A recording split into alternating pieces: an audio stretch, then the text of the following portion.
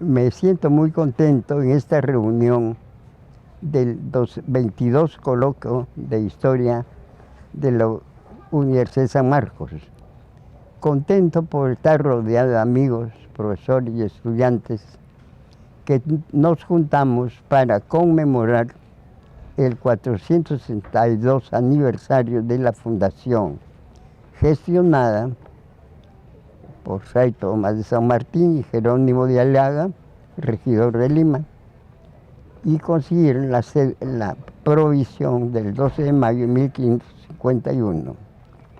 Este acto revela además la continuidad de los coloquios que este año alcanzan el aniversario 22 que iniciamos en esa época con la colaboración de entusiastas, de profesores y estudiantes. Quiero recordar a Hugo La Rosa, a Freddy Cabanillas, a Morales Serroch, a Maribel Arrelucía y a otros, que les agradezco. Y ahora agradezco de modo especial a Carlota Casalino por la organización de este coloquio, que es una garantía que va a haber continuidad en el futuro. En 1974 publicó un trabajo titulado El concepto de cuerpo y nación del siglo XVIII. Por primera vez empleamos nosotros este concepto de cuerpo no humano, sino social. En esa época, la Edad Media, la palabra cuerpo es milenaria. En esa época, cuerpo político era el Estado, cuerpo místico la Iglesia y cuerpo celeste el cosmos. A los años también figura la palabra cuerpo en la Constitución de 1823, que dice: las provincias del Perú forman un solo cuerpo. La otra palabra es nación, cuerpo de nación. Es de antigua data, pero que con la Revolución Francesa equivale a la patria. Por ejemplo, Pierre Vilar dice: patria es una proyección ideal de la nación para los liberales de 1808. El hecho psicológico se transforma luego en patriotismo. Para el jurista italiano Pacerini de Interves, la patria es el vínculo moral entre el Estado y la nación. De modo que la nación es unificación, cohesión. Pero la situación de esa época nos encontró con lo que se llama el conflicto de castas. Basta un texto de Benito Lazo: la diversidad de castas de que abunda es una especie de gangrena que prepara la disolución. Hay que superar los intereses encontrados de todos. El doctor José Gregorio Paredes, rector de San Marcos, plantea muy bien el tema de esa época de transición, de una monarquía a una república, de una colonia a una nación. Dice: los dueños europeos, siervos africanos, consiervos indígenas y criollos o entes nulos, éramos un montón de confusos hombres, desconcertados y mutuamente mal vistos. Masas informes e incoherentes en continua repulsión. Se refiere al conflicto de castas, ¿no? En continua repulsión, en continua pelea. Pero vino el grito de libertad y se unieron para conseguir la independencia. Ahora, la Constitución de 1823 menciona el cuerpo de nación en forma separada. Dice que las provincias del Perú reunidas forman un cuerpo. Y en otro, frente a este texto, otro que dice que forman una nación. Es el momento en que se hace la constitución de la nación. La constitución no como texto o papel escrito, sino como organismo social vivo que se organiza para constituirse en nación. Por eso se llama Asamblea Constituyente, que constituye, que se forma. Ahora, el objetivo como dice Paredes y otros, era buscar la felicidad social de los peruanos, ¿no? Dándole libertad, se obtendrían todos los bienes posibles para conseguir su felicidad social, que equivale a bienestar.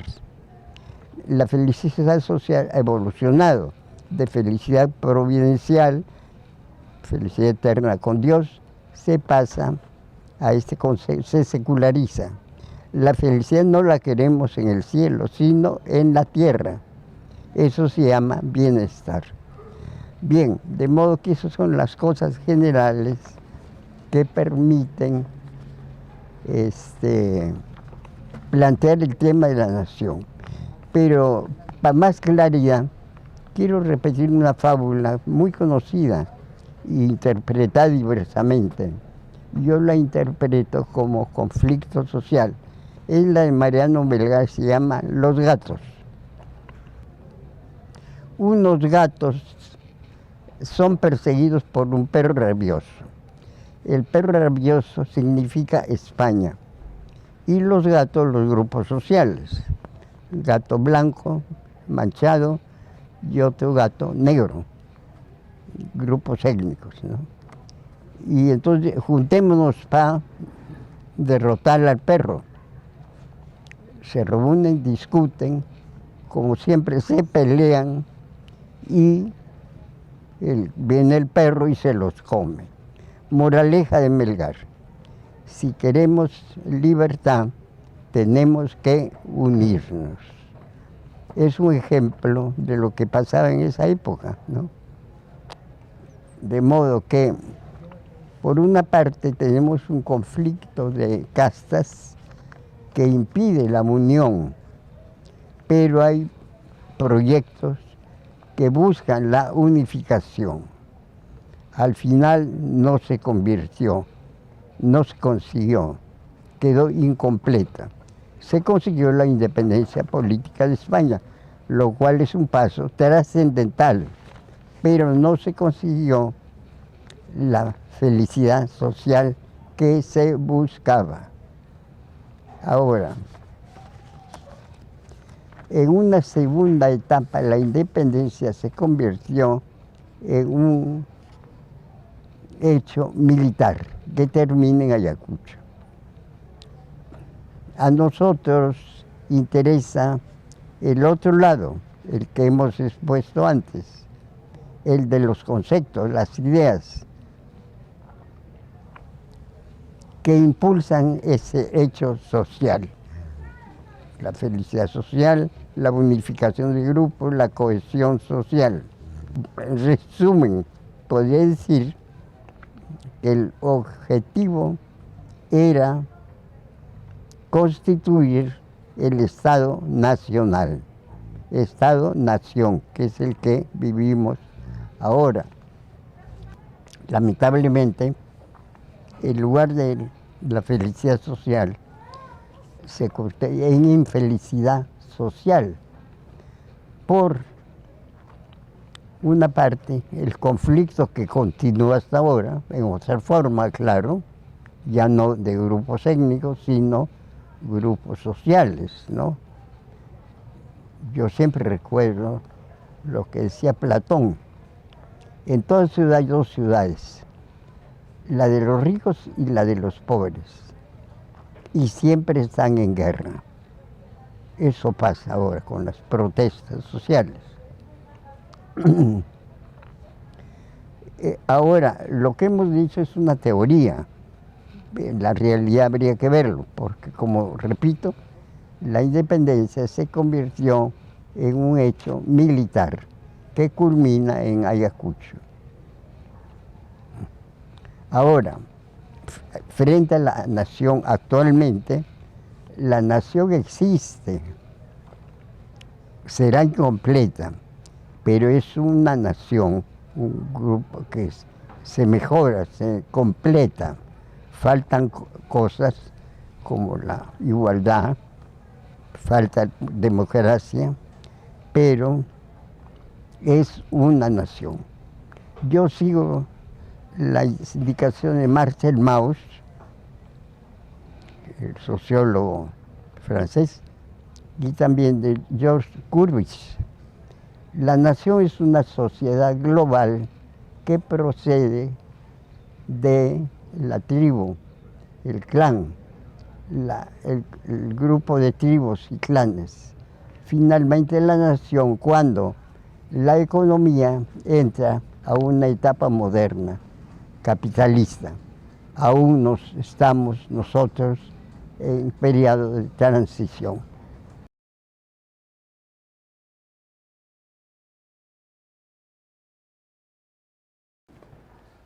Somos un Estado, pero no estoy muy seguro desde cuándo y si del todo somos una nación.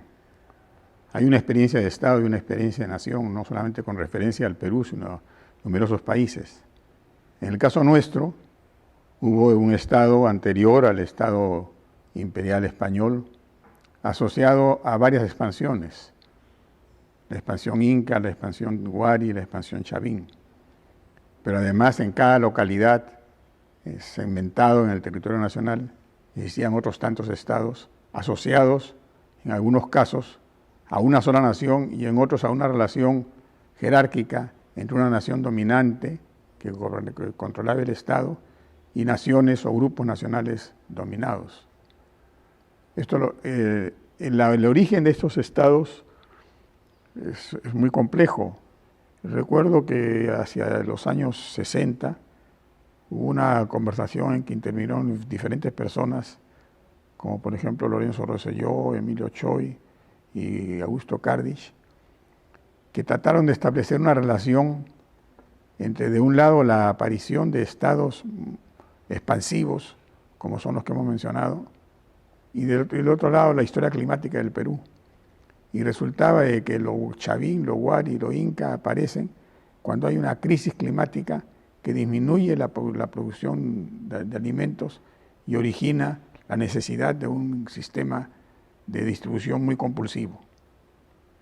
Quizás el ejemplo más dramático de estas relaciones entre diferentes nacionalidades sometidas y un Estado dominante es el caso del llamado Felipillo.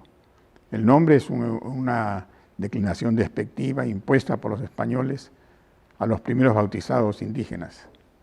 Felipillo es considerado un traidor, pero ¿traidor a quién? Él era leal a su propia nacionalidad, la nacionalidad huancavilca, y consideraba a Atahualpa como un invasor de su propio territorio. Sin embargo, él descubre con el tiempo que había más de común con Atahualpa de lo que podía tener con los españoles y trató de corregir su colaboración con los españoles tratando de hacer un levantamiento indígena durante la operación de Almagro sobre Chile. Durante la época colonial, difícilmente podemos hablar de una nación peruana.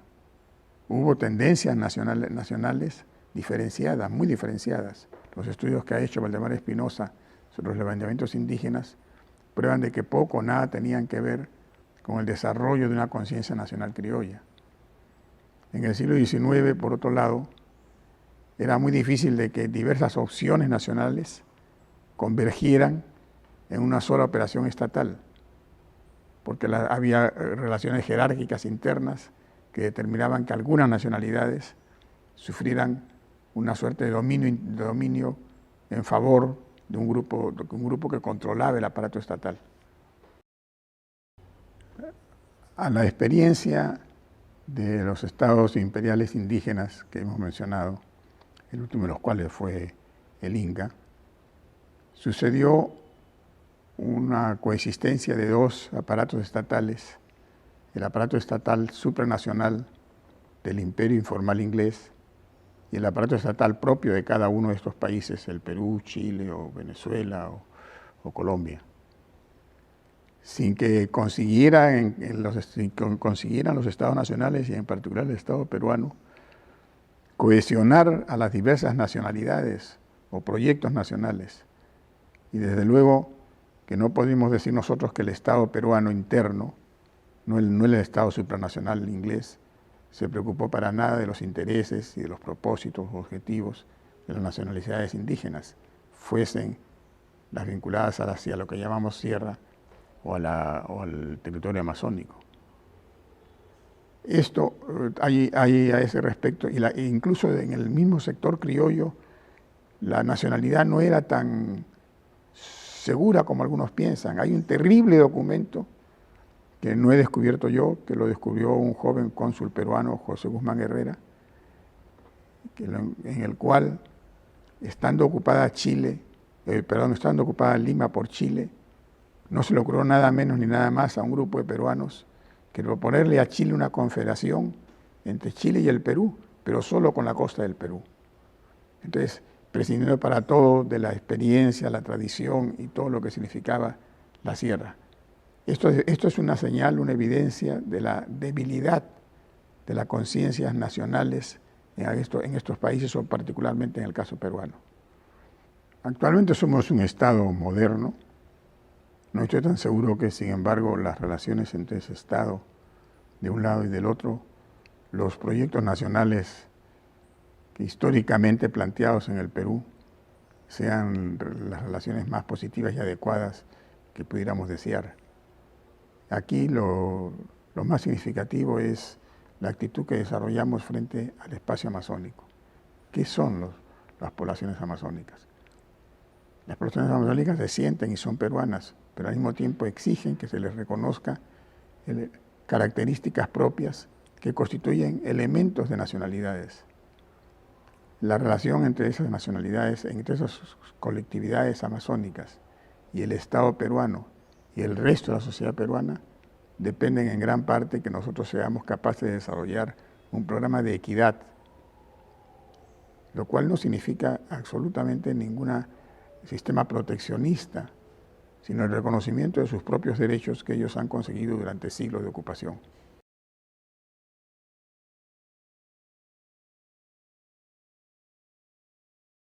Quiero proponer a los profesores y a investigadores lo siguiente. En el Congreso de 1931, la célula parlamentaria prista propuso una definición de nación. Decía, el Perú es una república de trabajadores manuales e intelectuales. Por supuesto fue desechado, no se aprobó. Pero yo creo que habría que hacer un trabajo, aunque sea breve, sobre qué pasó, qué ocurrió y cuál es la fuente de ese concepto de trabajadores manuales e intelectuales. No he visto la Constitución de Rusia, que podría estar, y lo propongo como un trabajo de tesis, aunque sea de un artículo, para engrosar el tema de la nación.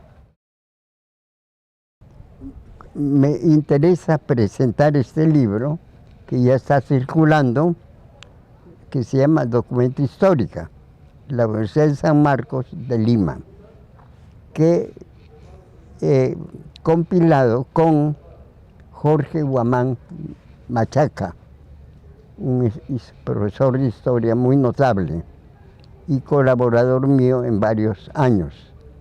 Y también felicitar a la vicerrectora que ha patrocinado esta publicación, con 35 artículos de varios autores, casi todo de San Marcos, con trabajos sobre la universidad en todas las épocas. 35 artículos que son contribuciones originales con temas nuevos. Para terminar, quiero